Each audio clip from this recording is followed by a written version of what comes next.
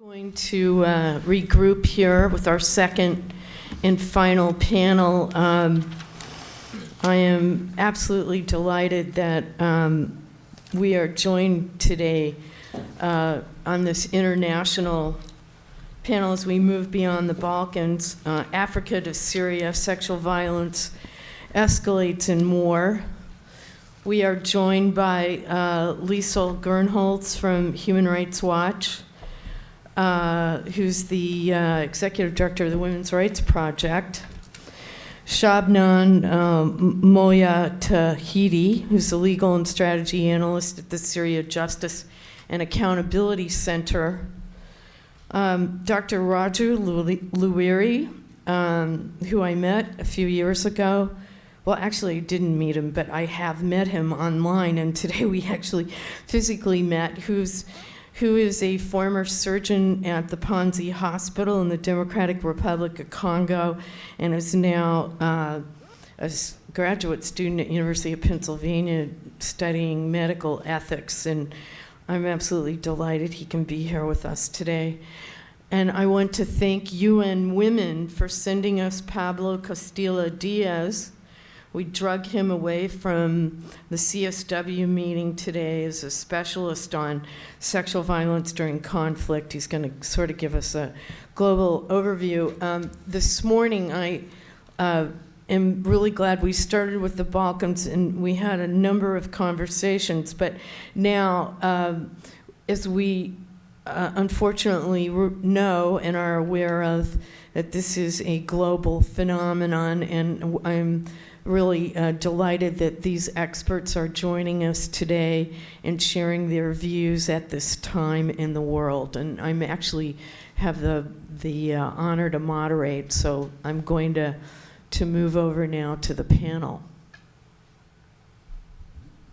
I'm not sure if this is... Sure, pull it close. Oh, you think? Is this on? Yeah, great. I think so. Thank you, Tanya, for inviting Human Rights Watch to participate. I want to I've been asked to talk about South Sudan, the Central African Republic, and Kenya, which are three places that we have recently done work documenting sexual violence in conflict. But I want to say a couple of things, firstly, about what Human Rights Watch does, so that you have some context to kind of understand my remarks, and then talk sort of generally about what our objectives are in trying to document sexual violence in conflict. So Human Rights Watch's primary methodology is documentation of human rights violations. And even in 2016, that still largely means a researcher going out into the field with a notebook and a pen and talking to victims of abuse. Beyond the victims, we try to interview witnesses, service providers, officials, experts, and sometimes, where possible and appropriate, we try to interview the perpetrators of violations. We use an open-ended, semi-structured interview approach, and we try really to conduct a targeted investigation to expose the facts and ultimately to use those facts to undertake fact-based advocacy and to press for change. We have been documenting sexual violence in conflict really since the early 90s, where a small team of researchers undertook work in the conflict in Bosnia. So we have a large and continually deepening body of work on documenting various aspects of sexual violence. And I want to pause here and say that we have also done a lot of work in trying to make sure that our methodology and the way that we collect the information from witnesses is done in an ethical way. We have guidance. This is our internal guidance that we developed to train incoming researchers that really looks at the ethical practices, because as documenters, we call the people who go into the field researchers, but they're not really researchers. I mean, they're doing documentation. And there are very few protocols or guidance that sort of show us how to do this work in an ethical way and in a way that doesn't harm the people that we talk to. So we train our researchers really thoroughly to conduct investigations ethically and sensitively. We pay particular attention to how to interview traumatized witnesses and victims well. And we are beginning, and I say beginning with some sense of shame almost, we are also beginning to pay more attention to how doing this work traumatizes the people who do it. So we're beginning to pay more attention to stress and burnout amongst our own staff, the people who do the documentation, the videographers, the editors, and all the people who are really exposed to this material on a day-to-day basis. And the goal of the research beyond exposing the facts, and I want to say that, you know, exposing the facts is an important thing in and of itself. And as I think Shabnam will say in her presentation, that in a protracted and complicated and conflict like Syria, for human rights practitioners, sometimes all you can do for a long time is to expose the facts, to stand with the victims. But, you know, in the longer term, we hope that exposing the facts will lead to accountability for perpetrators. So a lot of the focus of our documentation is identifying perpetrators, both in terms of individuals, but also trying to understand and unpack the command and control structures, understanding the patterns of violence. And something that I'm particularly interested in, having done this work for a long time, is understanding as much as how sexual violence does take place, but also understanding when it doesn't take place. Because I think we're beginning to understand that sexual violence is not always an inevitable part of every conflict. In the short term, we use the information that we're gathering to advocate for the rights of women and girls in conflict to comprehensive sexual and reproductive health care. And while that may sound like a very basic objective, it is a very, very big challenge often. We try to document the need for resources for the provision of maternal health care, contraception, safe abortion and post-abortion care, as well as then the documentation of violations that are attached to the provision of sexual and reproductive health care in conflict. This year, we are paying particular attention to abortion. It is an often hidden issue for us because we tend to send researchers in either at the height of the conflict, so they are documenting violations in real time, or we tend to send them in several months after the fighting has died down. And that's not the most auspicious time to gather information about forced pregnancy or to gather information about the consequences of women not being able to make choices about terminations if they choose to do that.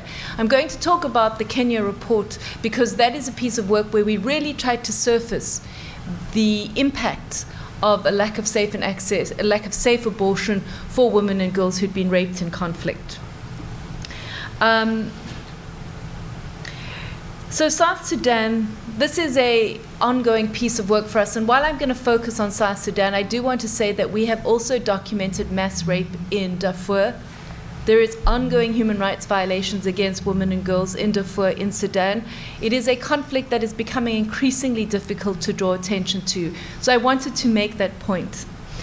South Sudan's current war started in December 2013 when there was a political disagreement between the president, Salva Kiir, who is a Dinka, and his former vice president, Riek Machar, who is a Nuer. So it is in many respects a sectarian conflict. It's based on ethnicity. It has been especially brutal. It's been marked by ethnic targeting and massacres, sexual violence, and widespread use of child soldiers. It's driven more than 2 million people away from their homes, and there are 180,000 that are still living in particularly squalid conditions in UN compounds across the country. We've documented pretty widespread rape, including gang rape, mainly in the Unity State. As the researcher who did the initial research told me, almost every person we met had heard of or knew somebody who had been raped. And a quote from the report, and these reports are all available online, or if you're like me and you like to read hard copies, feel free to reach out and I can send those to you.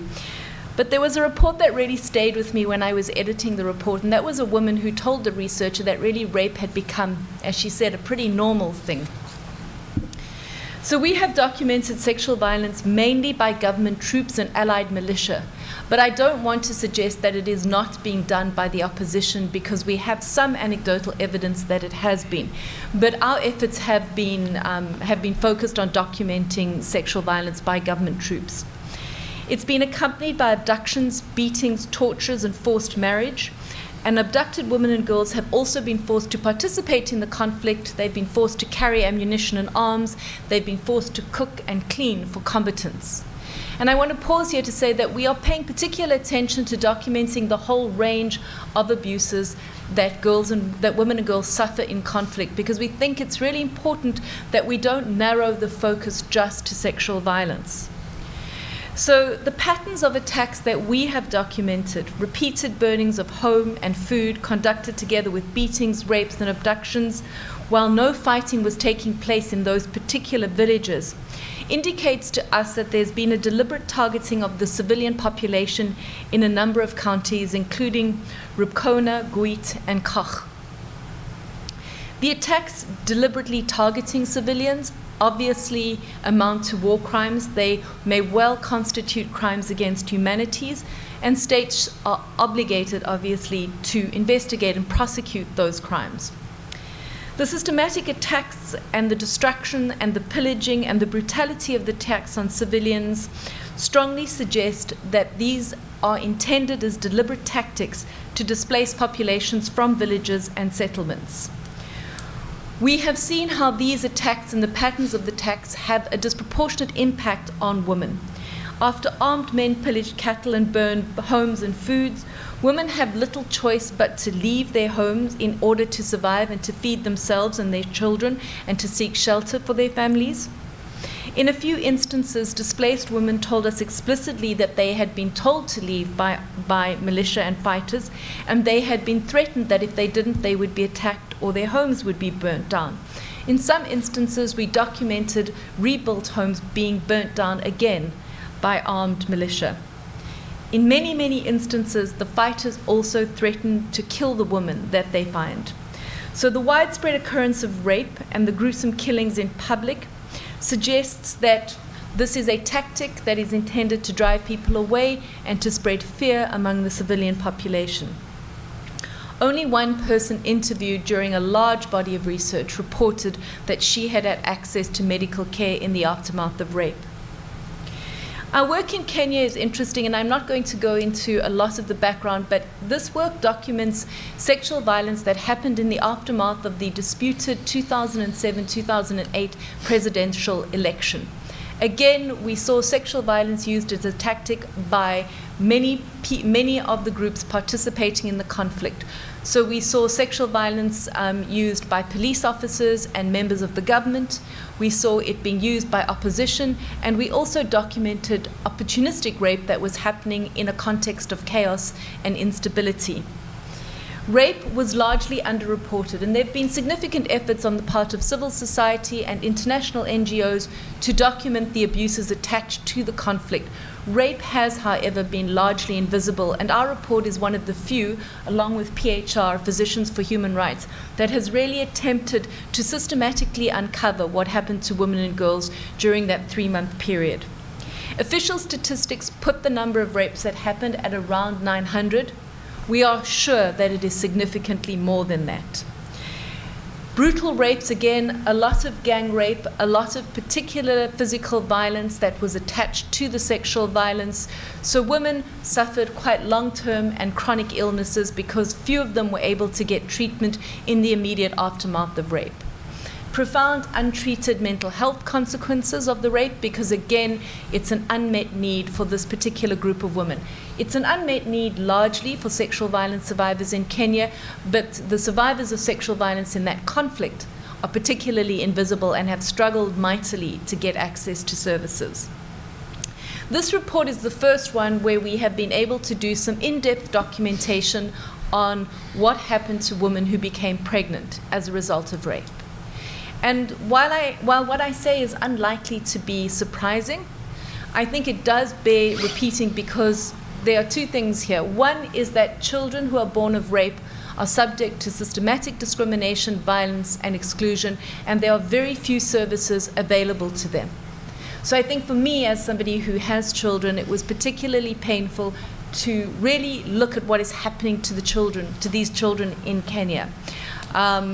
The other thing that we have documented was that because, firstly, abortion is not legal or was not legal in Kenya at the time, It was legal in very restricted circumstances, and we documented women being turned away from services because of their ethnicity, women not being able to get to hospitals because of the instability. So almost none of the women that we interviewed were able to access abortion, and it is no question that that would have been the choice had it been available to them.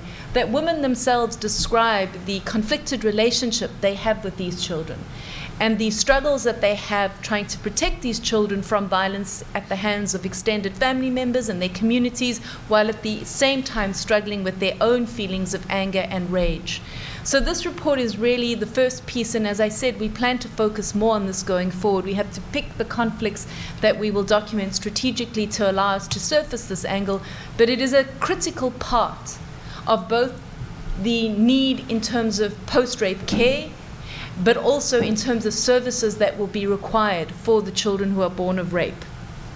There's been no prosecution for sexual violence in the Kenyan conflict, and there is a emerging reparations process that will include sexual violence survivors, but it is moving at glacial pace. Some reparations were offered in the aftermath, but they have targeted primarily people who lost property or who were displaced. So sexual violence survivors were only able to access that pot of money if they had lost their homes or they had been displaced. So that did not help the majority of women that we spoke to. And then finally, and I'm going to say not that much about the Central African Republic because this is ongoing research for us. It's not finished yet. So in terms of the CAR, I want to focus on one aspect, and that is sexual abuse and exploitation by peacekeepers. I think many of you will be aware that there has been a real concern, particularly highlighted in the Central African Republic because there it's been very visible. But in almost all the conflicts we work at where there are peacekeepers deployed, this is a risk. We've done work in the DRC, we've done work in Somalia with African Union peacekeepers, and in all these contexts, women and girls are particularly at risk of sexual violence and abuse committed by peacekeepers. So that's what we have been doing. We are documenting how sexual violence is played out on both sides of the conflicts, and we plan to release a report in the middle of the year on that. But we have been releasing information through press releases and other ways more quickly because we think that at least with regard to violations committed by peacekeepers, that needs to be addressed immediately and urgently. So we have seen some movement both at headquarters in New York. The Security Council on the 11th of March adopted its first resolution on sexual violence and abuse by peacekeepers. It contains two aspects that we think are particularly important. One is a recognition of the need to provide services for victims, and that also recognizes the vulnerability of victims. So recognizes the need to protect their confidentiality, to provide witness protection, to protect them from retaliation. And one that is beginning to recognize that the UN needs to play a much stronger role in terms of making sure that the troop contributing countries, because it is the troop contributing countries who bear responsibility for investigating and prosecuting these abuses. But the UN has to play a much more visible role in making data available about who is committing abuses. In the CAR, we know that the abuses have been committed by at least 2 battalions, one from the Democratic Republic of Congo, the other from the Republic of Congo, and that's because those are the ones that we've documented. But troop contributing countries do have an obligation to report this information to the UN, and we hope that the UN will now begin to make that information available in a much more transparent way, which they did do at the beginning of February, because up until then, information was released by the Secretary General in a way that made it very difficult for civil society to know which of the troop contributing countries were implicated in abuses. So there's been some movement on this. I am cautiously optimistic, probably because that's my nature, that actually on this we will see some genuine movement and that we will see a much more rigorous approach both on the part of the UN and on troop contributing countries to hold perpetrators accountable. And when I talk about accountability, it's critical that we hold individual perpetrators accountable, but it is equally important that commanders are held responsible for troops that are committing these abuses, because I think that is part of a strategy that is going to see a reduction in cases when you start holding commanders, not just the individual troops, accountable. So I'm going to stop there, but I'm happy to take questions when we do that. So thank you. Thank you very much. Shabnam. Great. I'll try to keep my comments limited to 10 minutes, though. On Syria, unfortunately, we could have an entire conference just focused on that issue. So I'll talk a little bit first about the Syria Justice and Accountability Center and what we do. We document human rights abuses and international humanitarian law violations happening in the conflict. We do this through our own team on the ground, located in Syria, Jordan, and Turkey. We also work with, because there's so much documentation, we couldn't possibly do it all on our own, so we work with a wide network of partners, including grassroots organizations and individuals who just happened to be, I guess, in the wrong place at the wrong time and were able to document what was happening. We take that documentation and we securely store it in a database that we tailored for our purposes, and we analyze that documentation and make it usable, so add tags, labels, linkages, so that it can be used one day for prosecutions or other transitional justice purposes. And finally, we use the data, or our analysis of the data and our expertise, to call for transitional justice among Syrians and in the international community. So we try to connect Syrians as much as possible to international mechanisms. And specifically, I helped develop some of our sexual and gender-based violence policies when it comes to our documentation. So I'll talk a little bit about that today. The issue of sexual violence in Syria has dominated the news primarily because of ISIS's violations, specifically against the Yazidi women. And so Yazidi women were kidnapped and forced into sexual slavery in Iraq and sometimes taken to Syria. So this has gotten a lot of international attention, rightfully so, but ISIS does not have a monopoly over sexual violence in the Syrian conflict. The problem for us, one of the difficulties, is differentiating between rumors and reality. So there have been quite a few rumors about sexual violence happening specifically in detention centers. And there's kind of an idea among Syrians that if you were in detention, you were raped. And this isn't necessarily true, and that's why documentation is so important. The UNCOI, UN Commission of Inquiry on Syria, has done quite a bit of documentation of sexual violence, and they publish reports. I encourage anyone who's interested to read those reports. But other than the UNCOI and some documentation, some forensic evidence gathering by Physicians for Human Rights, there was very few organizations doing this kind of work, and very little coming out about specific violations of sexual violence. And so we saw that we're not collecting that information. And it was because we didn't have a concerted effort to do so. And so a year and a half ago, we put together that concerted effort, and today we have around 55 cases of sexual violence related to the conflict, both men and women.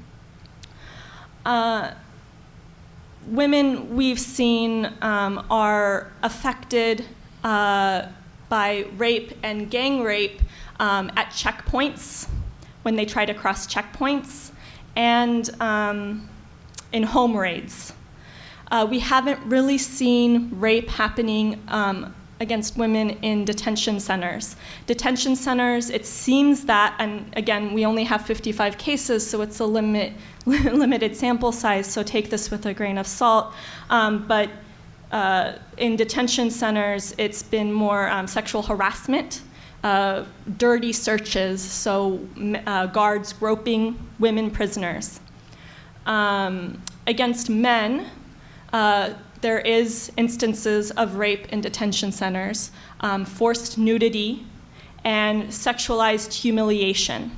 And so there was one case where we interviewed a witness who saw a cell that was had several 10 to 12 detainees inside. They were forced. The guards forced them to remove their clothing and forced them to get on top of each other and perform sexual acts on each other. And so this is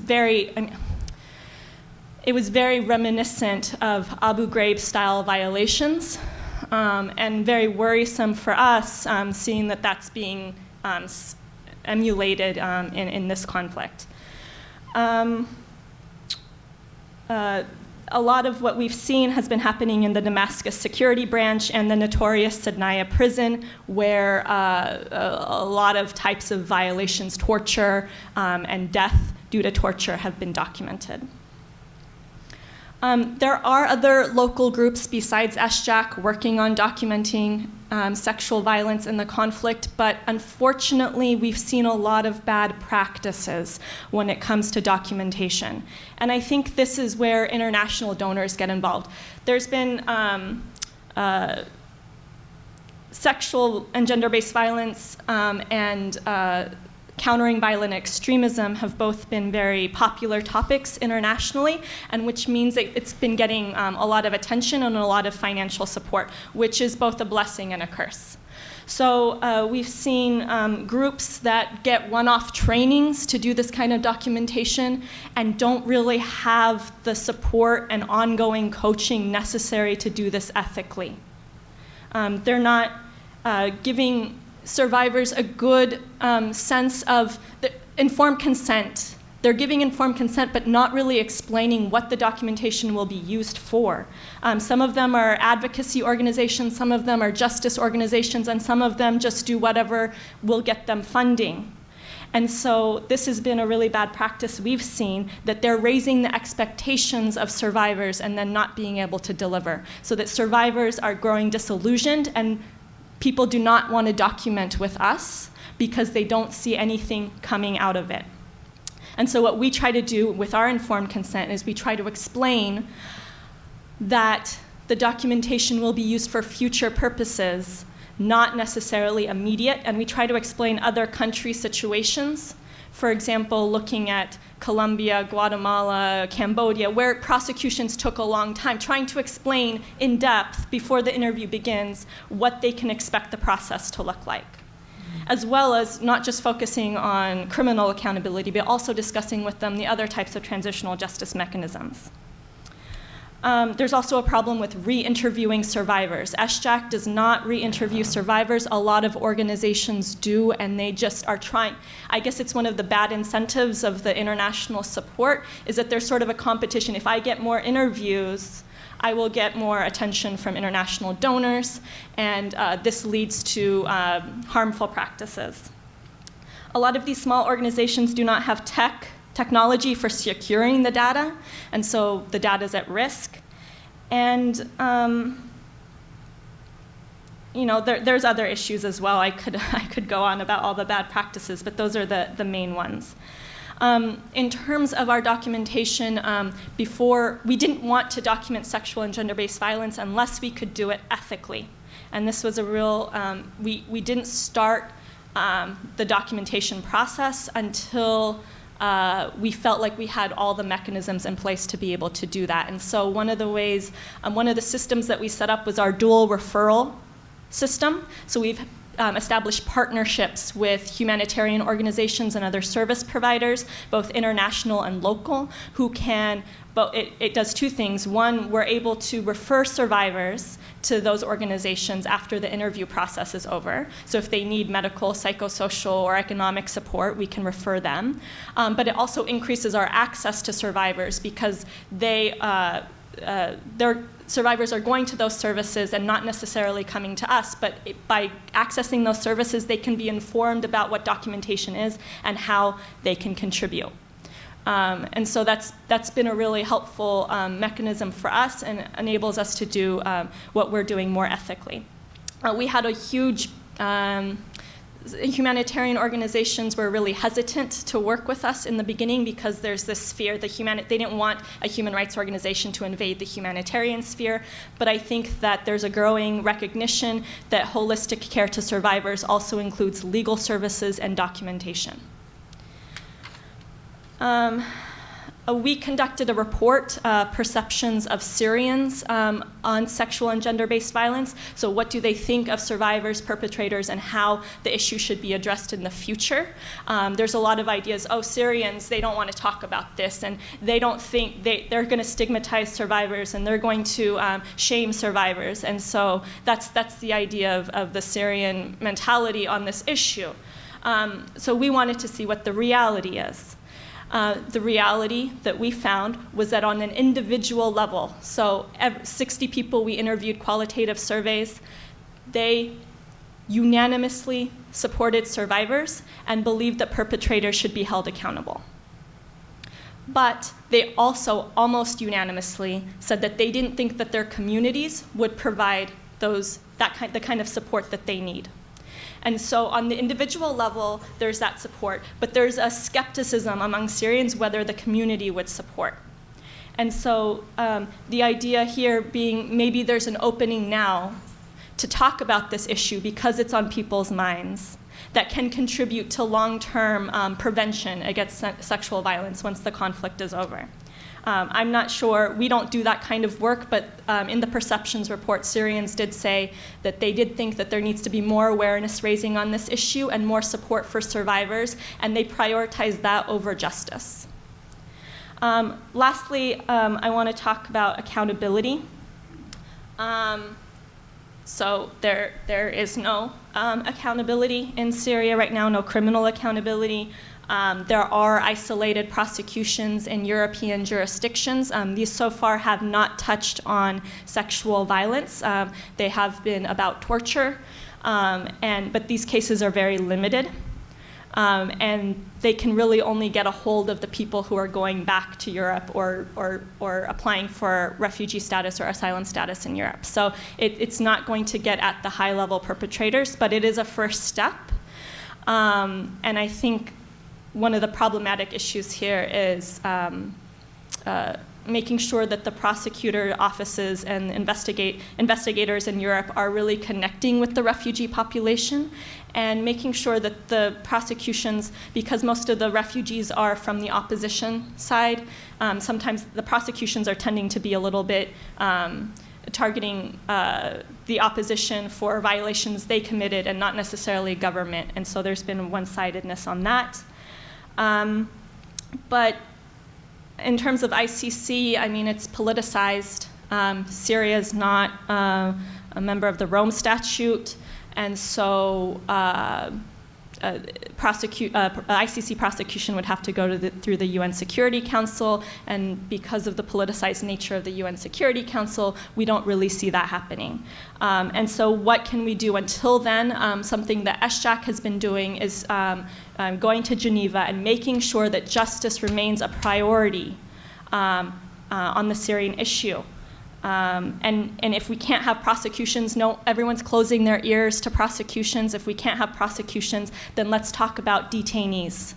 Let's talk about releasing political prisoners. Let's talk about a truth commission. Let's talk about exhuming mass graves. Let's talk about restitution, especially women who have been affected, whose husbands and male family members have been detained, killed. They will need extra support to make sure that they get, when they're going back to Syria, they get the support that they need for housing and getting their livelihoods back. Reparations. And all of these can provide the groundwork for future criminal accountability. If criminal accountability can't happen right now, we shouldn't be stuck on that issue. We should use whatever tools we have in the transitional justice toolbox to move that process forward so that one day we can see criminal prosecutions. I'm not sure how much time I have left, but I will talk a little bit about the negotiation process happening right now. In the opposition delegation, and the negotiations that have been happening have been very, it's the high-level negotiations between Kerry and Lavrov, and then the opposition and government negotiations happening on the lower level and not necessarily happening with each other. And on the opposition side, we see people who will likely or should be prosecuted for war crimes. And these are people sitting as the opposition delegation. In the meantime, we don't see meaningful civil society participation. SJAC was asked to participate by the UN Special Envoy, and he's done an amazing job so far, de Mistura. But I think that there's been a real lack of thinking on how to incorporate civil society into the negotiation process. And so they set up a room. They wanted SJAC to sit in this room. And just in case someone wanted advice, they would come and talk to civil society. All right? That's not meaningful participation. And so imagine male-dominated civil society in Syria just being given this room. Women are barely participating at all, even in this fantasy world of participation that they're calling it. And so making sure that women are involved in the negotiation process and making sure that that when we talk about justice, that it's gendered and that it includes women's perspectives, how women have been affected by this conflict, and violations that have occurred against women, including sexual violence, which has affected both men and women. And so really there needs to be a rethinking of how these negotiations are going to happen for that meaningful participation to happen. So I'll leave it at that. I'm happy to take questions. Thank you very, very much. Roger. Thank you. I have a kind of different presentation. I have a PowerPoint presentation. Oh, you have a PowerPoint? Yes. Okay.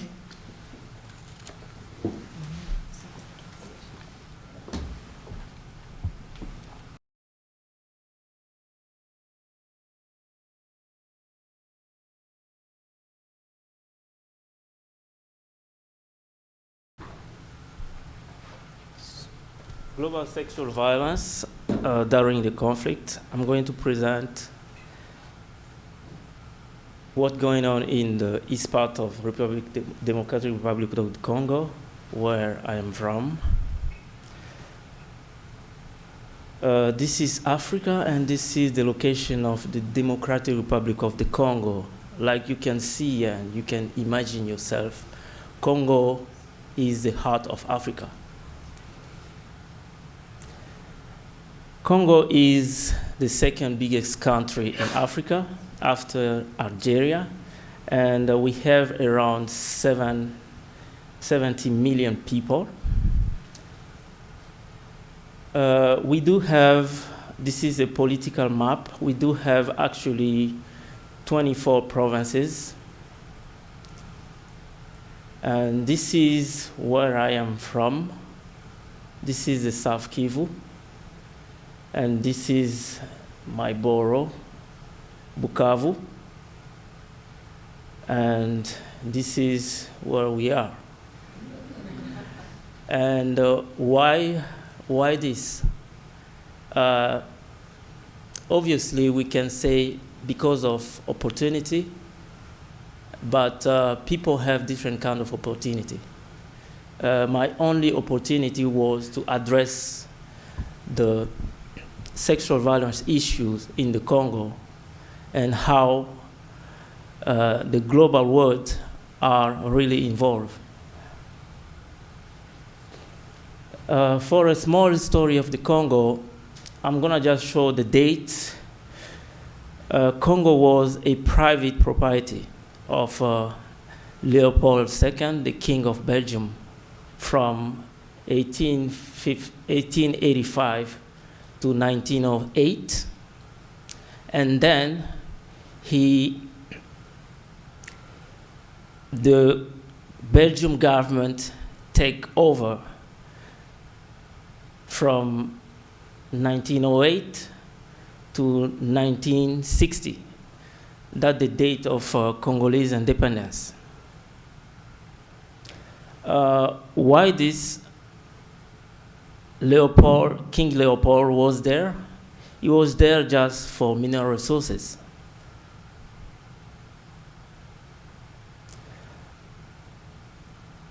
The independence of the Congo was in 1960, and the pioneer of our independence was Patrice Lumumba, who was also the first Prime Minister of the Congo.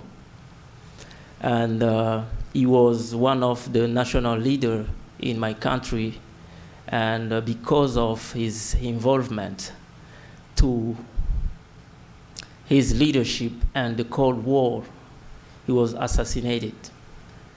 And why Congo was involved in the Cold War is because of natural resources.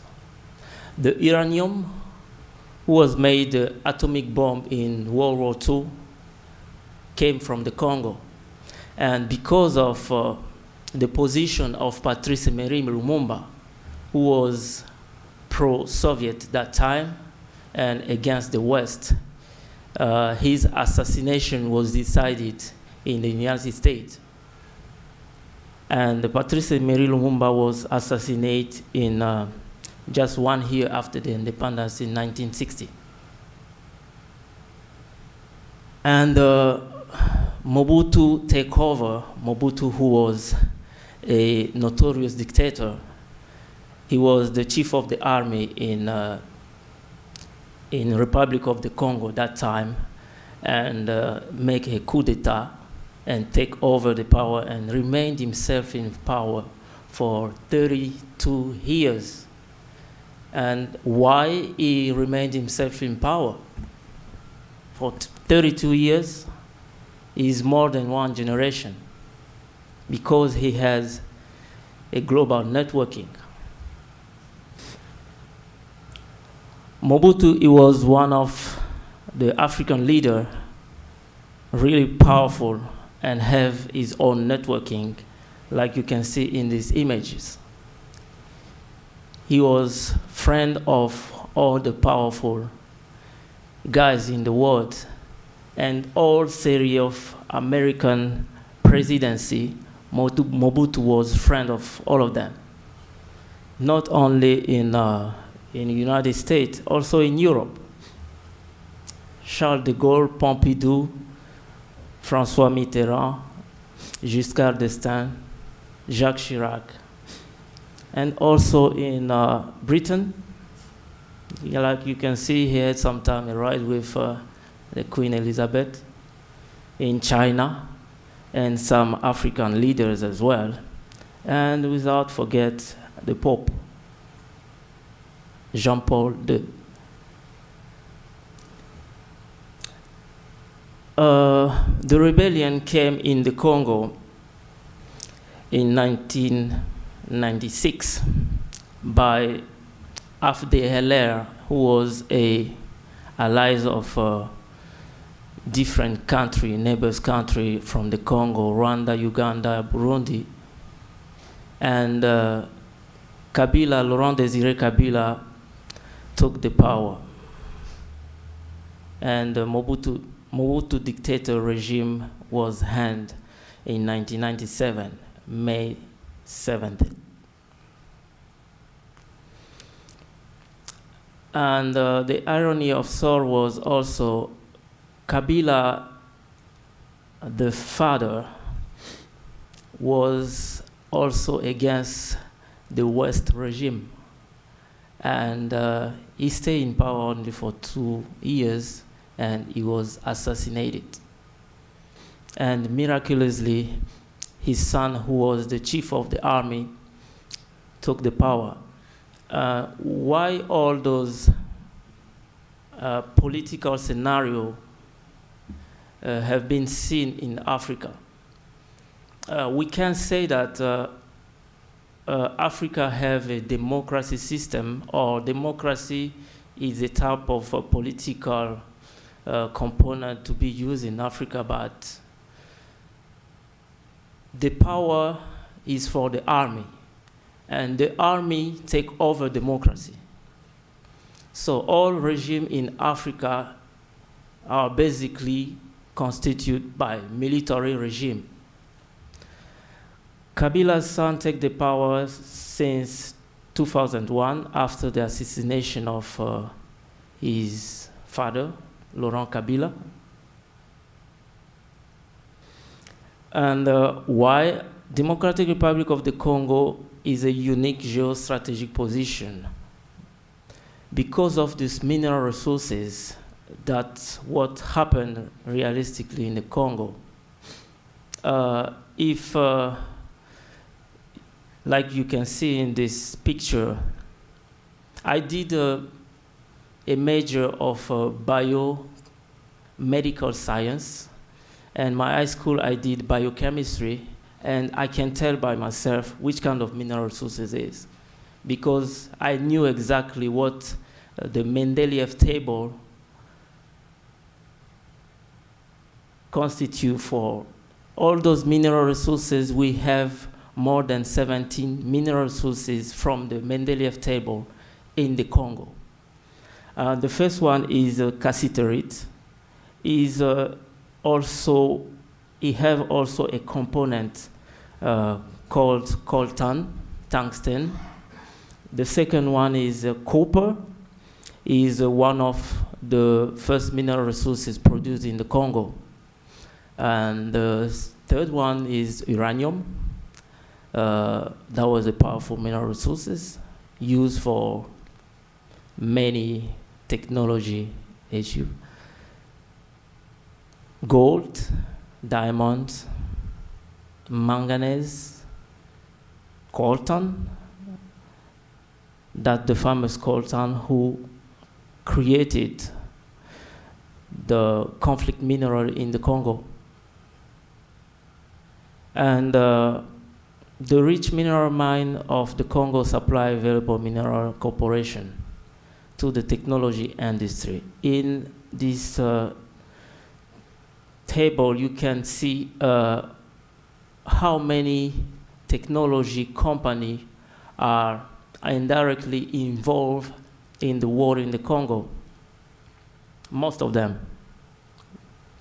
And the second chapter shows that how those technology companies improved the last 10 years. And of course, they was getting those minerals in the cheapest price they can. And those minerals basically came from the Congo. And the most important was the coltan, the Colombo tantalite, who is basically used to create a microprocessor for all our electronic device, computer, cell phone, and other electronic games, Nintendo, and all of them. This picture shows that all those mining area in the Congo, this is in the South Congo in Katanga, where they are exploiting copper, manganese, and tin.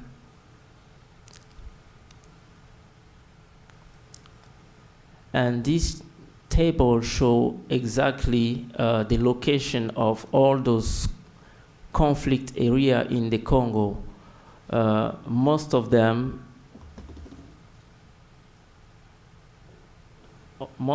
are located in the east part of the Congo, like you can see here. And comparing to the mining area, all those mines are located as well in the east part of the Congo. So all those militia and armed group, most of them are concentrated there for their businesses. And those locations are also locations where women are massively raped.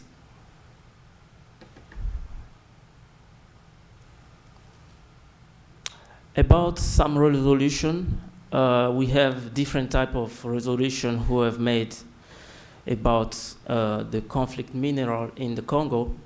One of them is the Dodd-Frank Act 1502, who was made by the Congress, the US Congress, to pass the landscape law requiring company to determine their product contain one of or more of 4 mineral sources for the Congo and its neighbor. The issue with the Dodd-Frank Act here was related to the traceability of how those minerals move from the Congo to the rest of the world. And the irony of story is Rwanda, who doesn't have any mineral resources, is the first exporter of some Congolese mineral resources. Other resolution came from the European Union about the mineral resources as well, conflict mineral, and others usually came from the United Nations Security Council since 2010. We don't have only mineral resources. Our natural reserves are very rich in the fauna as well. Congo includes over 95% of all variety of species in Africa. And this animal here, okapi, it's called okapi. It's only in the Congo you can find this animal. And the gorilla of mountain, and also the bonobo. It's a really kind of smart chimpanzee, we never know. And we have also different other species. The Congo has the greatest extent of tropical rainforest in Africa. It's just an amazing country. We have wonderful relief, like the Rwenzori. It's one of the only places in the Congo you can see snow in the Mont Rwenzori. And we have also a long chain of Virunga Mountain, in which we can find volcano as well. We have the hugest deep forest in the world, the second one after the Amazon, and a lot of rivers cross this deep forest in Forêt Equatorial in the Congo. The outbreak of war in DRC was catalyzed by Rwanda, Uganda, Burundi military invasion and their allies in 1996 in the aftermath of the genocide in Rwanda. The invasion provoked war and stepped the Congo and the Mobutu power was overthrown in May 1997. The Congolese conflict is considered like one of the worst humanitarian crises on earth. Why?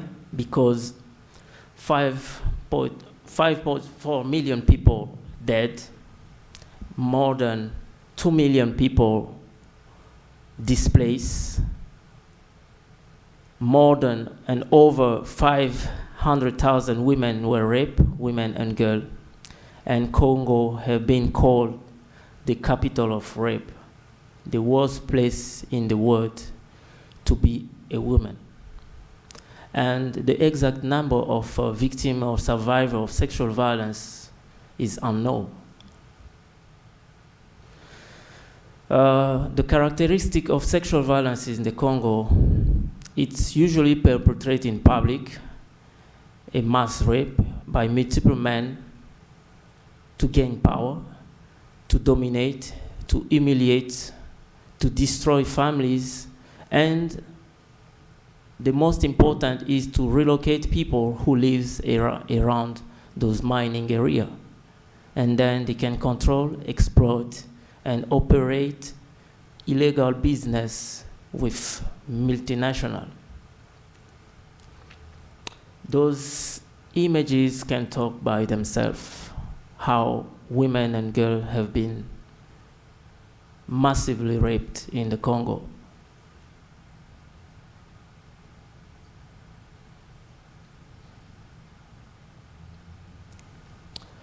In this chapter, I can show even young, under 2 are targeted, 2 to 80 years old women. And why are they doing this? Is to traumatize people. By traumatizing people, they reach their goals. Why raping a 2-year-old?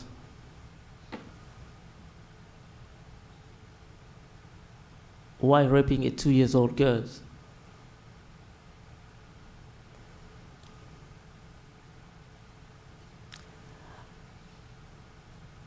They are using war to destroy our mind. And most of them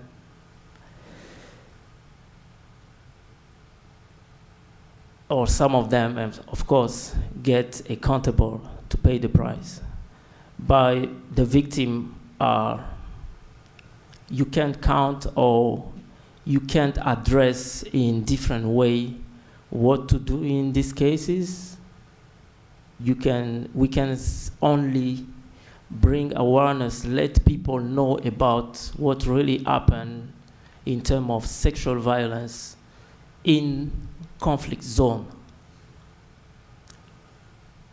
What we see is women and children targeting. All our images in the world, when you see a war, most of those images represent only women running and children. It's a strategy of war, and it can even be called a strategy of mass destruction.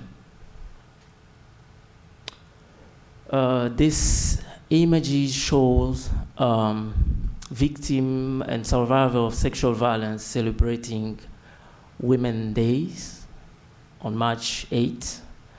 And why these pictures? It's like in the Congo, survivor of sexual violence put women in the Congo, women from the Congo in the map. So Women's Days in the Congo is celebrated by victims of sexual violence. It's like celebrating sexual violence in the Congo. We don't know exactly what coincidence was before sexual violence. Women's Day, people really didn't celebrate Women's Days. And with the raping issue, when the raping issue came in the Congo, and then people start celebrating massively Women's Days. And why those celebrations is for? I don't know which kind of messages they are bringing celebrating Women's Days in the Congo through sexual violence victims.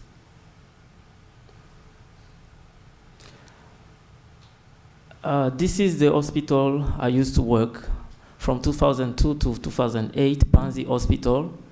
It's located in South Kivu, and Dr. Mukwege is the medical director and the creator, the founder of Panzi Hospital.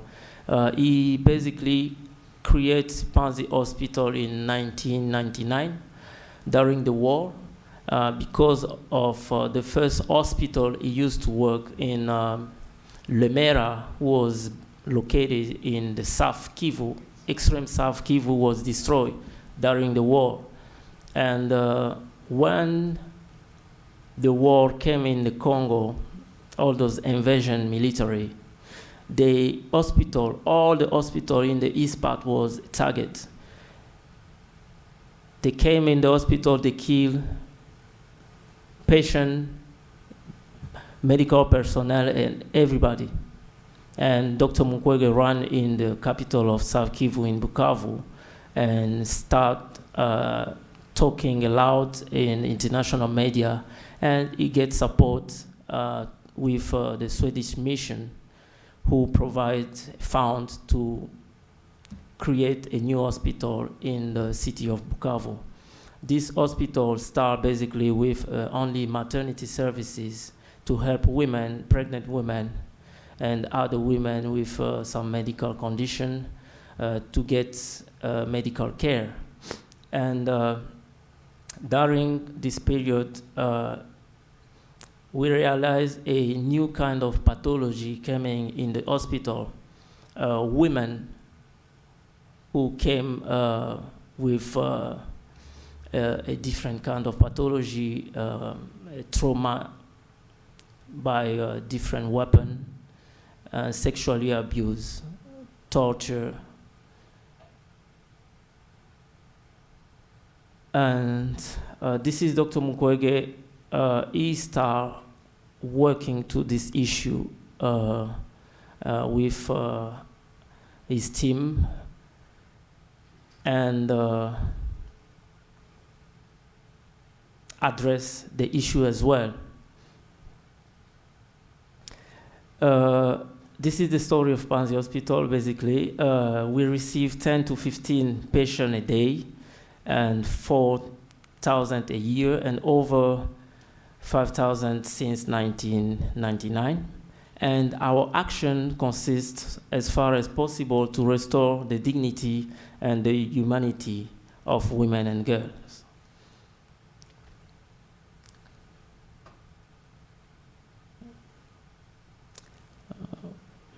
This is Panzi's team.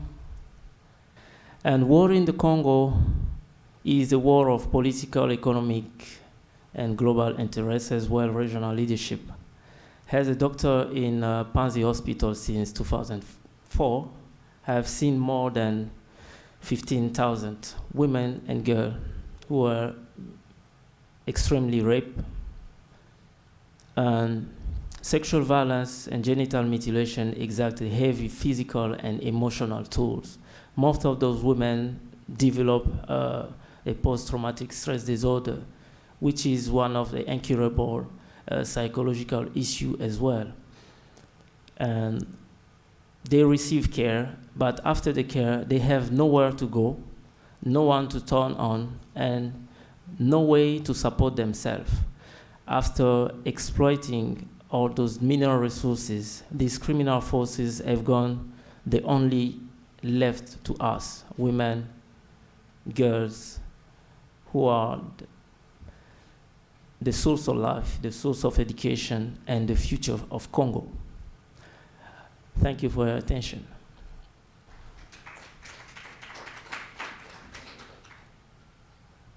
Thank you.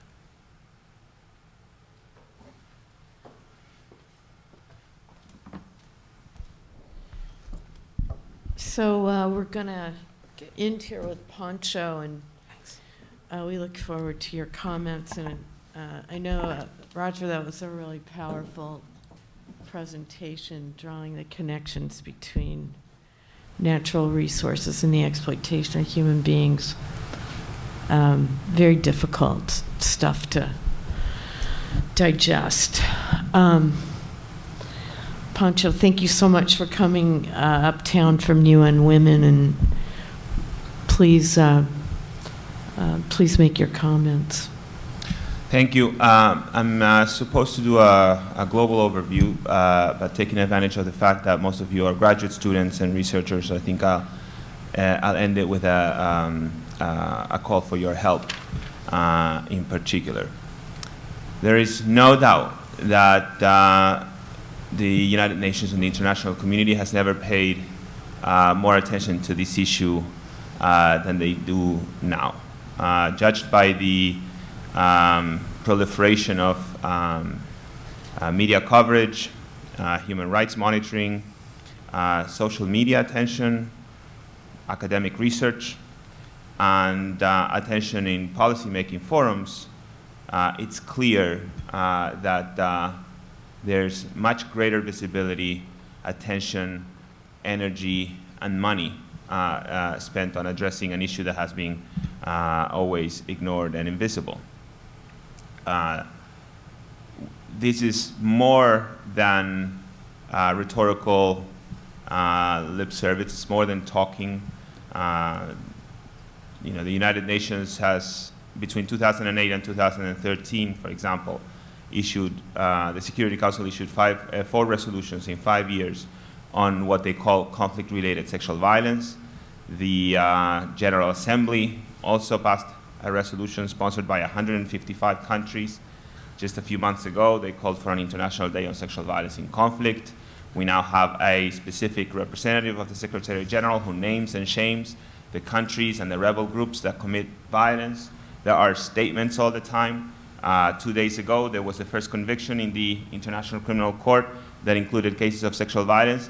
And I think I've seen already 5 statements by UN high-level officials, one after the other. But it is more than talking. This has led to tangible changes in the response from international actors on the ground. So for example, all of these programming by humanitarians, by development workers, by national actors to address the needs of survivors of sexual violence or to prevent more sexual violence didn't really exist 10 years ago, 20 years ago. The first program that uses humanitarian funds to address gender-based violence in a humanitarian setting, for example, doesn't take place until 1995, 1996. Now, there's estimates of hundreds of thousands of women and girls that are beneficiaries of these programs. Obviously, the enormous progress in international jurisprudence over the last 15 to 20 years, but many more tangible changes. For example, we've been advocating for many years that we've been saying, human rights groups have pointed to the fact that women and girls are raped and assaulted when, in many settings, when they go to collect firewood for fuel, for cooking or water, or when they go to the market or the field, etc. So there was a real push to have peacekeepers change their patrolling routines so that they would protect the people that need it when they were being attacked. And so, for example, I looked in 2012, I remember I went through all of the mission reports in UNAMID, which is the big hybrid mission in Darfur, in Sudan, and I counted 26,000 patrols specifically devoted to following, escorting women and girls to these sort of collection points. And that was about 1/3 of all patrols done by the mission. So this was a significant, or basically a systematic intervention. In the Congo, for example, in the last 2 or 3 years, they have been putting in trials members of the national military, up to even, including generals. They've counted, I think, about more than 130 or 140 trials with convictions of members of the military of the Congolese military. Which is something that would have been almost unthinkable 7 or 8 years ago. Another example, in 2010, many of you probably heard of a mass rape in Walikale, also in eastern DRC. In the space of 2 or 3 days, about almost 400 women and girls were raped by rebels that took advantage of a security vacuum as part of a conflict over control of some of the mines that Dr. Luhiriri was speaking about. So when I first arrived in the UN as an intern in 2005, this would have barely registered. When this happened in 2010, the Security Council held a closed meeting specifically to discuss this issue. They called all of the ambassadors. They called all of the UN officials who had anything to do with this. They called for responsibilities. What are you going to do about this? The Congolese army and the Congolese police sent deployments to the area. The humanitarians sent some help. The mission, the peacekeeping mission in the Congo, immediately moved the incidents of sexual violence or the threat of sexual violence to the front of their situation, of their daily situation reports. They had some arrests, again, so a number of interventions that, again, demonstrate a significant change in the robustness of the response. That's the glass half full. Now, glass half empty. However, the general feeling, I think, from most practitioners and from most experts is that even though this violence is much more visible now, it has not abated. And this is part of my call for your help. We need to understand why. We have, I think it was in June of last year, for example, Liesl was mentioning sexual violence in Darfur. The prosecutor of the ICC gives periodic updates to the Security Council because the Security Council referred the Darfur case. And in June of 2015, it was the 20th she had given since she started 10 years ago. And she said that in that reporting period, it was the time where they had received the most allegations for sexual violence. And most of them were militias raping women and girls, going to collect firewood in remote areas.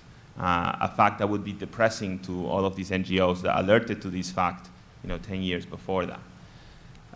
That same week, the human rights section of the mission in South Sudan issued a horrifying report of mass rapes as part of that country's civil war, with descriptions reminiscent of the worst cases of sexual violence in wars in neighboring countries, and that then have continued and are very similar to similar horrifying incidents that are described in their most recent human rights report from the mission in South Sudan. The Special Representative of the Secretary General on Sexual Violence in Conflict puts out an annual report on sexual violence in conflict. This is where I say that they name and shame the parties to conflict that are believed to commit patterns of sexual violence as part of the conflict. They're going to release theirs soon, and you can see a much better global overview there. But they're describing widespread or systematic sexual violence in 19 different countries. They list 48 parties to the conflict, most of them non-state armed groups, and they are extremely concerned about how sexual violence is placed in the current peace and security context, which is characterized, or at least this is what preoccupies the United Nations the most, the proliferation of violent extremism and mass displacement. As you know, last year we saw the largest increase in many years on displacement, and this is causing lots of problems. Many of the issues that they describe are the same issues that we've been highlighting for many years. Lack of services.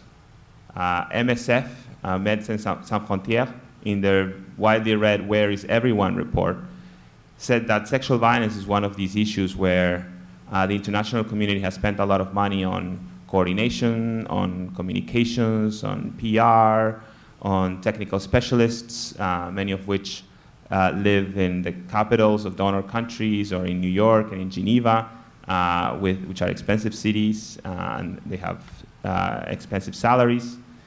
But when you go to some of these countries, especially if you get out of the capital, you can't find anyone providing services to survivors or with programs. So the coverage, the scope, and the size of many of these programs continues to be grossly insufficient, extremely underfunded. We continue to have the same problems that have always affected sexual violence of extreme underreporting, which also makes it very hard to measure impact or an evolution. In many countries, the overwhelming majority of women and girls can't trust the rule of law system, which barely works. Most of them resolve these issues through traditional or customary adjudication, which in many countries often results in having the rapist marry the victim as a way of resolving the issue. When they try to go through the formal system, they're often asked to pay for illegal fees, for a medical report, for a police report. Sometimes doctors won't see them unless they have already a police report, which they may not want to do for reasons that are easily understood. And we continue to have lax command and control and bad discipline in many of these, in many regular armies, which in many countries are the worst perpetrators of sexual violence. So all of these problems still exist. So we need, and yet there's been great progress in terms of attention and in terms of the response, all of these interventions, all of these activities, all of these attempts at doing something about the program. But we need to have, and we need researchers and experts to help us with this, a better idea of how to measure impact and how to tell the story of how increased attention is leading to better outcomes for women and girls. And if it isn't, we need to find, obviously, an alternative and a different way. This is particularly difficult for sexual violence because it's not something that you can measure with numbers, not just because of the enormous problems with underreporting and the lack of systems to collect data, etc., but because it's paradoxically often when you get an increase in reported incidents, that may show an improvement of the situation rather than a deterioration, because it may mean that there are more services available for survivors, so that there is more trust in the medical and legal and law enforcement facilities. And so it's researchers and experts need to always have to find sort of creative ways of measuring impact. And so in donor capitals and in New York, there's a lot of pressure in the last few years to demonstrate what works, or to explain what works. Out of all of these interventions, what works and how? For example, obviously we need to do everything. There's the normative working, the monitoring work and the oversight work in New York, the sanctions, the monitoring, the naming and shaming, the work done on the ground, the human rights documentation, the justice work, the accountability work, but also you have humanitarians who try to make sure that the camps, in terms of the lighting or the locks in the latrines or the services available within the camps address the needs of survivors, or they might provide clean cook stoves or rolling water containers so that they don't have to go outside of the camp and into remote areas where they can be vulnerable. You have the development workers who might do more long-term capacity building and train local health staff on clinical management of rape, or paralegals, or work on prevention and try to change the behavior and the attitudes of many of these communities. So there are different interventions. And now, of course, we have to do all of them, and we have to do more of all of them. But if you were a donor in a capital and you have a limited amount of money, or you were advising UNWomen or another actor, or you had to make a programming decision about how to spend the money that you have, you need to have informed knowledge about what works and what kind of impact you can have with your interventions. So say, for example, I know yesterday and today there's been a lot of emphasis on international justice and accountability. One of the things that we have spent the most money and energy on, at least at headquarters level in UNWomen, has actually been on increasing accountability. So we have, I don't know if you remember, in 2009, there was a mass rape in Conakry, the capital of Guinea, when pro-democracy protesters took the streets. Actually, after a few years and with the support of national and international actors, 16 military and political leaders have been indicted not too long ago. But since then, UNWomen started creating a roster of experts on investigation and documentation of sexual and gender-based violence as international crimes. Try to collect this evidence in a way that could be used by international accountability bodies. That was the first time we did it, and then since then, I think starting in 2011, we've done it for all commissions of inquiry. We've been supporting national accountability mechanisms. Recently, we had the first conviction in Guatemala for sexual slavery against the indigenous population. We were able to send international experts to help the national actors to work on that historic case. We've been able to help the International Criminal Court when they've needed support with the investigations. The first time that all of the sexual violence charges were confirmed in pretrial hearing by the judges, for example, the prosecutor said the reason for that was because we had a specific investigator, a very experienced expert on the matter, who was actually part of the famous Akayesu trial in the 1990s. And so this roster is, now I think we have up to 170. Many of them come from the people that have gained experience on this work in the Special Court for Sierra Leone, in the International Criminal Tribunal for Yugoslavia, in the ICTR in Rwanda. Others are forensic experts, anthropologists, witness protection specialists, psychosocial trauma counseling experts. And we can deploy them to different missions, like the commissions of inquiry. Like the Commission of Inquiry on Syria has been receiving successive investigators from this roster. We're extremely proud of this work. This is difficult operational work for UNWomen, which is is not a very operational entity. It's much smaller than many of the other big UN agencies that can perhaps deploy faster and churn out contracts faster. So it's been a real challenge for us, but we're very proud that in 2014 we're able to deploy 30 of these people in different places. Same last year, probably going to grow this year.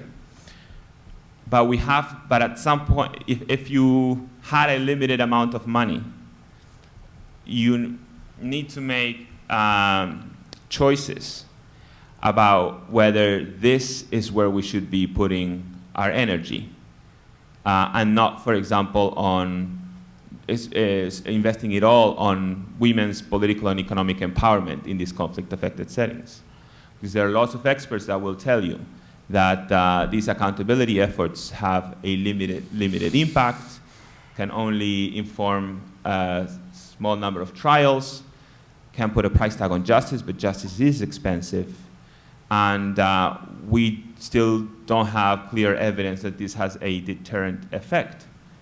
Some of the leaders in South Sudan, whose troops are engaging in the most horrendous sexual violence, have signed commitments with the UN about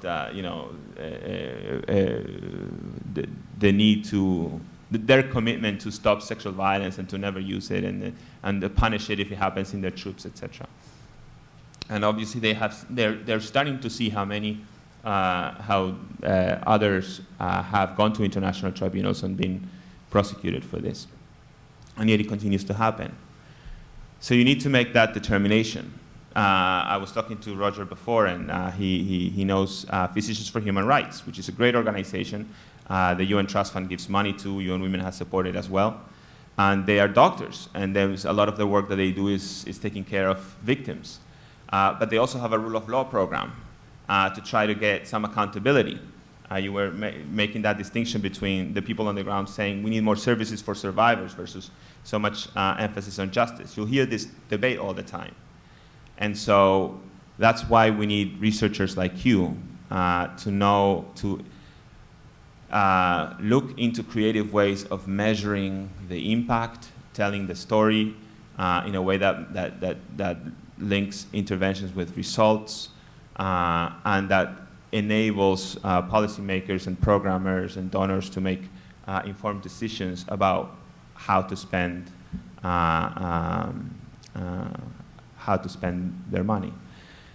And that's my call for help from you. I had many other things to say, but I know that we were going long, and I want to hear your questions, so I think I'll stop now. Thank you very much, Pablo. Okay, so we've got about 25 minutes left, and I want people to, ask questions, offer comments. Very, very, very comprehensive presentations here. I appreciate our panelists very much. This is a lot of material. It's a lot of information. A lot of it's new to me because I don't follow all of these countries, but South Sudan is a place I worked 5 years ago. I actually did media work with the president and vice president who are now at war with each other, which is really bizarre. And this situation is completely reprehensible. So, and know many women that were in the government there. These are, as everybody knows, when you go out in the field and you become, you've done work with people, it becomes very personal on a number of levels. So, please, I know there's got to be questions here. Yes, Jennifer.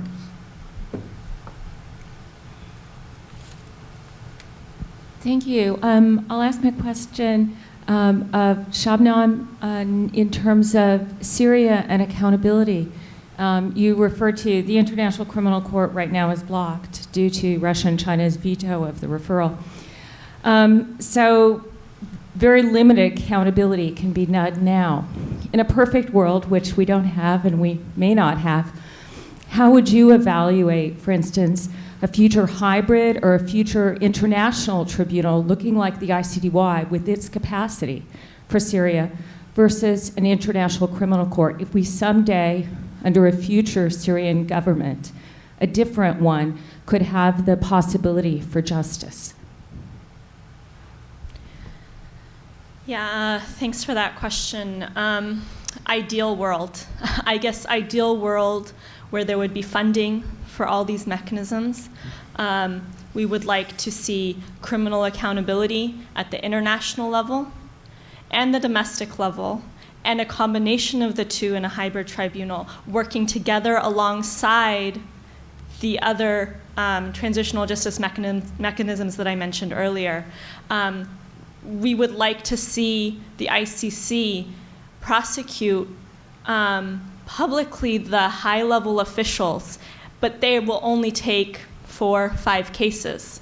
So a hybrid tribunal could complement that by prosecuting, I don't know what's typical, 200, 300 cases maybe, but we're talking the Syrian conflict over the past 5 years. We've seen massive violations and massive displacement. And I don't think that a hybrid tribunal alone or the ICC alone will be able to address the scale of violence. And so I think that there's an idea, ICC has this, hybrid tribunals usually have this built into their mandate about capacity building for domestic courts. It hasn't been done. It hasn't been done well, I should say.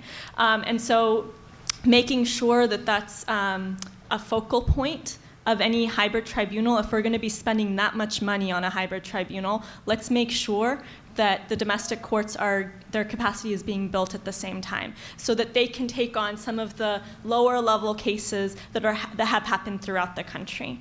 And again, this was mentioned by other panelists. We're big proponents of criminal accountability, but really some reparations, truth commissions, restitution programs, these might, institutional reform, we're talking about the security sector and the detention centers here, those need to be completely overhauled. It's a disaster. So those could have even a greater impact on people's day-to-day lives than the prosecution. So it really needs to all be taken together in this ideal world. Earlier, Liesl, you had said sexual violence is not always an inevitable part of every conflict, and Velma had sort of said that earlier today, but yet it does seem like it is sort of an inevitable part of every conflict. So it makes me wonder, are there places where it's not? And then Pablo, you said UNWomen is a smaller organization than some of the other stuff, but if this is continuing despite the fact that we now have, tribunals and stuff, why isn't UNWomen a bigger part of the UN? And if we see conflict all over the world, and in each of these conflicts, it really seems like so much of that conflict is sort of directed, the violence is directed at women and children. What is the answer, and why isn't the UNWomen sort of a bigger part of all that?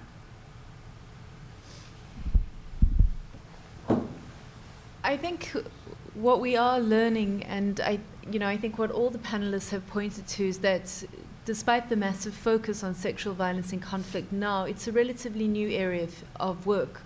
So in terms of good academic research, in terms of solid documentation, this is an emerging and evolving body of work. So I can say that in terms of the work that we have done, and the work that I've highlighted is obviously the work where we are able to identify systematic patterns of sexual violence, in some cases where we're able to find the evidence that shows that it is in fact a policy to target women and girls and men and boys, because I should say that we are increasingly trying to uncover in our own research how sexual violence in conflict affects men and boys. But I think it happens in different ways. So I think what has happened in Syria and Libya, for example, is profoundly different to what we have documented in the CAR, the Democratic Republic of Congo, and Cote d'Ivoire and Sierra Leone at the early stages. I think what we saw in Libya, for example, was similar to what Shabnam has described. We saw very clear patterns emerging in detention centers where both men and women detainees were targeted for sexual violence. We saw some opportunistic sexual violence happening at checkpoints, at house-to-house searches, at sweeps of neighborhoods, but we were never able to identify that there was systematic sexual violence and that it was a policy of either the opposition or the Gaddafi regime. So I think we have to be really careful when we talk about sexual violence, both as an inevitable part of any conflict, but also when we talk about it, we need to begin to understand what we mean in different conflicts, because that will shape accountability mechanisms, it will shape responses to the immediate and long-term needs of survivors, and it will also shape the kinds of issues that Shabnam is talking about, which is reform to courts, to prosecutorial systems, to laws, and so on. So I think that what we're seeing is certainly very different patterns emerging in different conflicts, both in terms of numbers, but also in terms of who's doing it and why they're doing it. You can check the research of Dara Cohen, or alternatively the database of the PRIO, which I think is the Peace Research Institute in Oslo, perhaps. They codified all of the conflicts between 1989 and 2009, and all of the state and non-state armed groups involved, and I think concluded that something like 64% of them had not used widespread or systematic sexual violence in a significant manner. There may have been opportunistic sexual violence, as Liesl mentioned, but it's actually surprising when you go through actually all the cases. It does, when you watch the news, it does have the impression that it happens in every in every conflict, but this point is very important, that it is not inevitable, because obviously then we can do something about it and we can punish the people that do this. Why isn't UNWomen? I should say a couple things, just a parenthesis. There's an enormous and much needed focus on conflict-related sexual violence now, but in most places of the world, it is not the most frequent violation or harm committed against women in conflict settings even. Increased intimate partner violence, increased exposure to trafficking and sexual exploitation by humanitarians and by peacekeepers, which Liesl mentioned.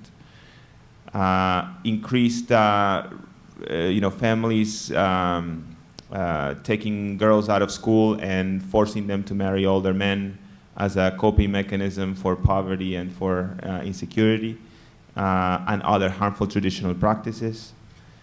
Targeted killings of women's rights defenders, and really lots of women that any women in a leadership position or in the public sphere in some way. If you're following the solidarity movement sparked by the assassination of Berta Cáceres, I suggest you check the numbers of women's rights defenders killed in Colombia last year alone, as well as in the beginning of this year. It's truly frightening.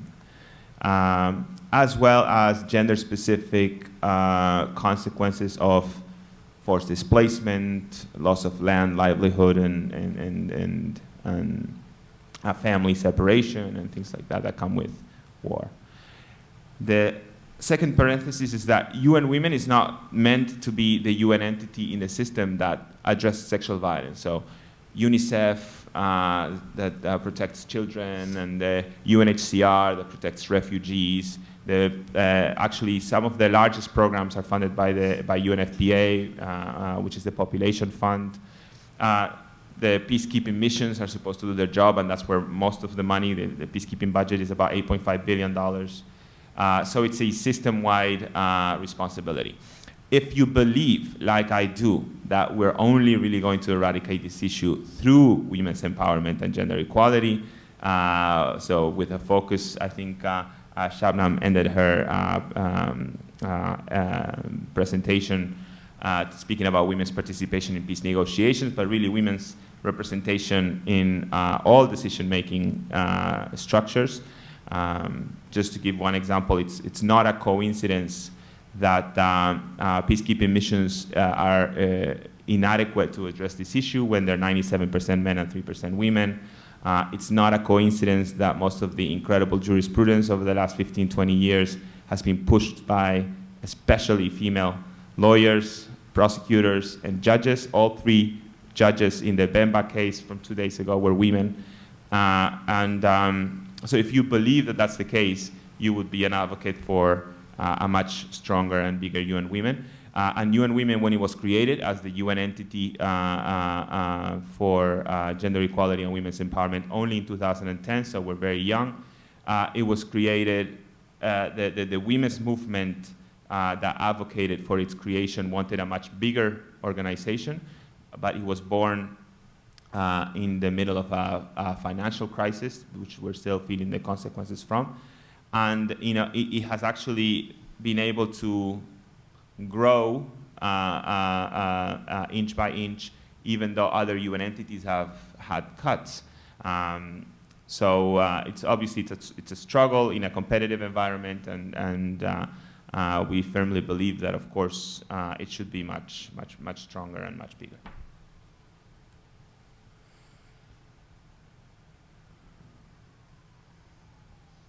Yes, Jennifer, again. There.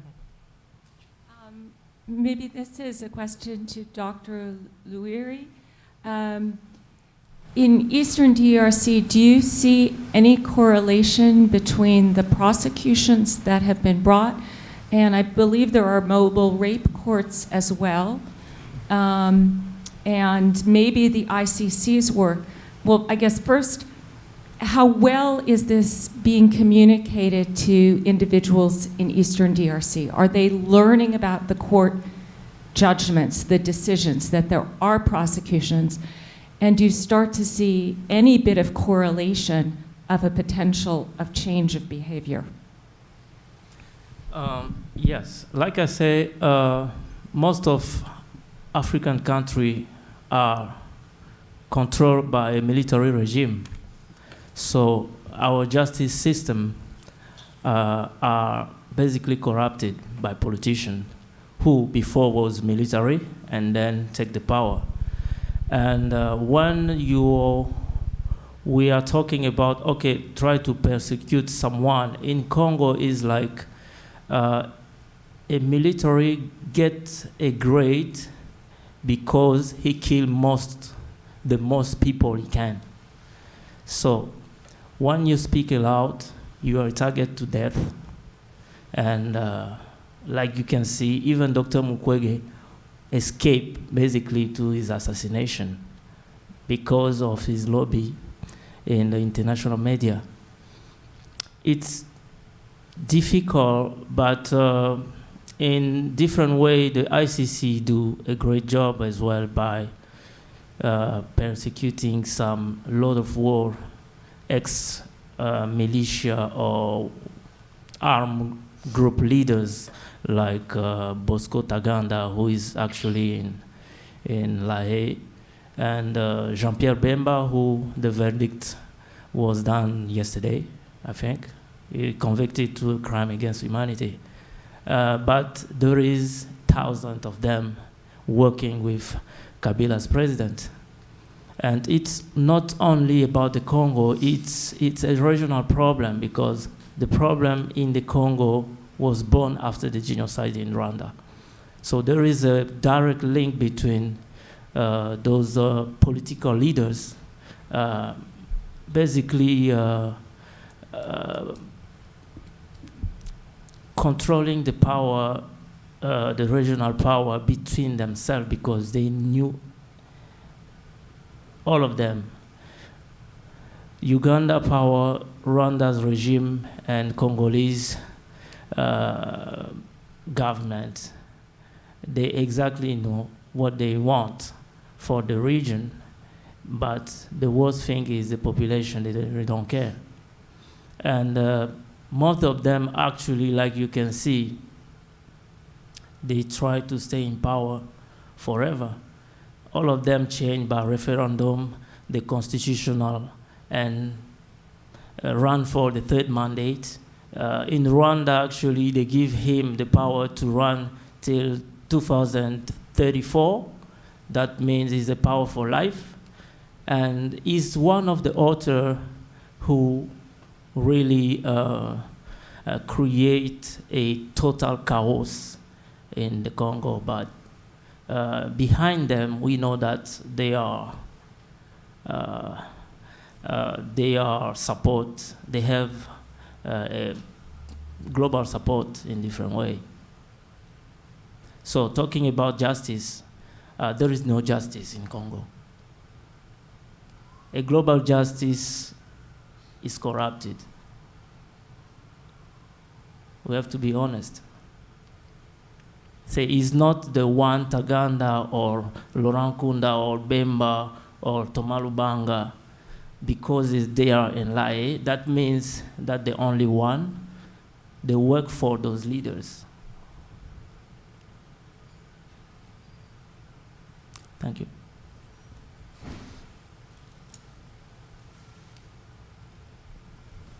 This will be the last question. I'm quite curious about your personal stories, why you were involved in this field. Thanks. Each person? Okay. Gosh, I have been doing this work for so long, I can't.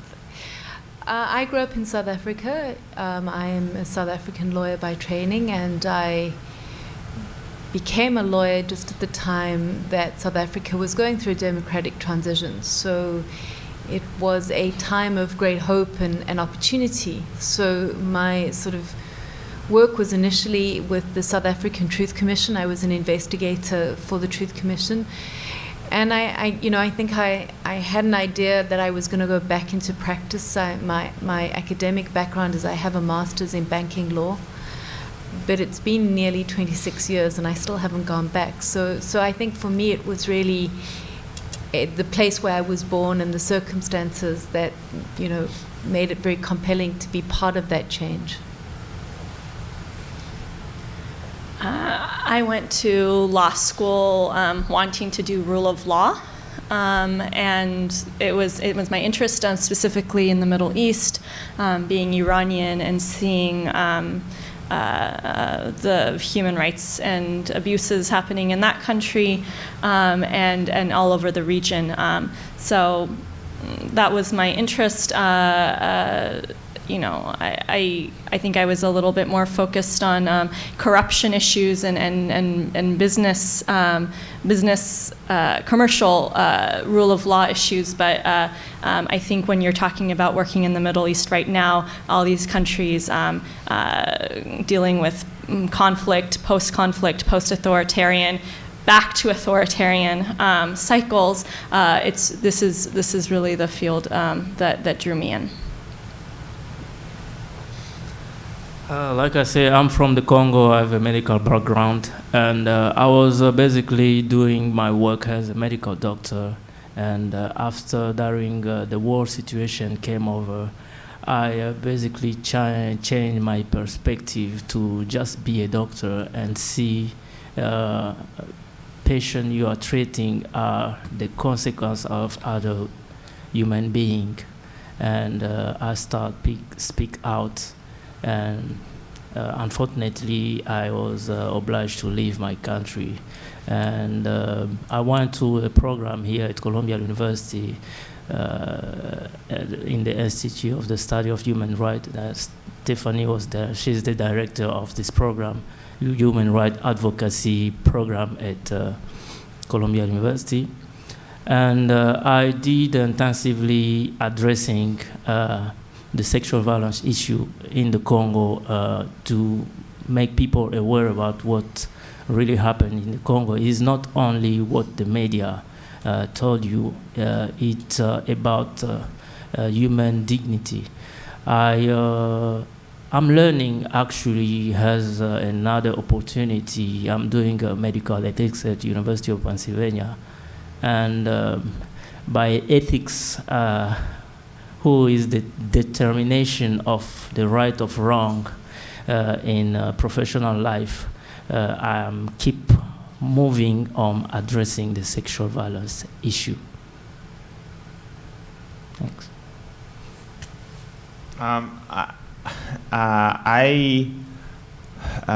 Unfortunately, I think I'm a very ideological person, and I believe that gender equality is the central ideological issue of our time. And so I want to be a part of it, and I want to be a part of the winning side. Well, this concludes our conference, and I just want to thank everyone who came, all the panelists who contributed. I want to thank the Harriman staff and Carly Jackson, our event coordinator, who's done an amazing job. There's a lot to be contemplated. We know so many things, and yet we have still more things to learn, as our colleague has said. Pablo from the UNWomen, like what works? What can we do to support survivors? One of the things that concerns me, and one of the reasons why I asked Liesl to talk about Kenya, is that there's a lot of early warning signs that when states begin to spiral down, many times you can see in pre-election periods, this is an issue that I think I'm going to begin to explore a lot more, given that I've observed, many elections around the world. When in the pre-election period, there can be a spike in violence, and what happened in Kenya was not reported immediately with respect to sexual violence. And so I want to give Human Rights Watch and other groups like Physicians for Human Rights their props on coming out with these reports, because there's a propensity to say, oh, well, we've addressed it, let's move on. But this is new information. So those of us who are in the academy, it's sort of our job to look at these things long term, but to get the input and hear the on-the-ground reports from practitioners, I think is really important. And that one of the ways that I addressed this conference and approached it in consultation with my colleague Jennifer Trahan is that it's really important to include, I always include practitioners with people in the academy. So the other thing that I want to mention that we lightly touched on, but this perhaps is a forecast for a future conference, is that there's a lot of work now being done on sexual and gender-based violence, the case of wartime male rape. And we are beginning to see in Bosnia, a film came out last year that was produced by the Bosnian Investigative Research Network that actually showed men on camera acknowledging that they had been sexually attacked and tortured. And as a matter of fact, those of us who follow a lot of the case, the trials in front of the International Criminal Tribunal for former Yugoslavia, know there was a lot of torture of men in confinement that was very, very sexually violating. Grotesque and really brutal. And if you read the transcripts and in the indictment information, as Liesl's referring to, just reading that stuff over and over and over. But there's a lot of case law now, international case law on this, and I think that that's the next step, addressing that as well. Because as we know, rape is about power and about diminishing and humiliating. So this is a shout out to my colleague Helene Torquay, who's on the faculty at Catholic University in Leuven, Belgium, who's really breaking ground on this. And she's got a forthcoming article coming out co-authored with Ellen Goris. And Ellen has a piece out recently now, and I'm happy to share it with people. I appreciate everybody who acknowledged this, and I'm not trying to sort of glance over what's been presented here. I'm just saying that there's more. There's always more, and that is our job in the academy to say, yes, and there's this other issue too. So all I want to say is we have videotaped this conference. I will make sure that everyone that has participated as a panelist, I will notify you with the links. I want to thank you so much. If you did a PowerPoint presentation, we would very much like to have it because, yes, Carly, yeah. So anyway, we are going to probably, will that be incorporated in the video? That's why we want them specifically. And then Helene, emailed me from Brussels this morning saying, please, please, please, we want these PowerPoints, we want to see them. So I just want to thank everyone and our special friends from Sarajevo, Velma, Sadic, so glad that you could join us. Thank you so much. Everybody on this panel was fantastic. I'm so glad I finally physically met you, Roger. This is important. All these online relationships we have in this crazy internet-connected world. Thank you again on behalf of the Harriman Institute. I am so pleased to now call this conference to an end.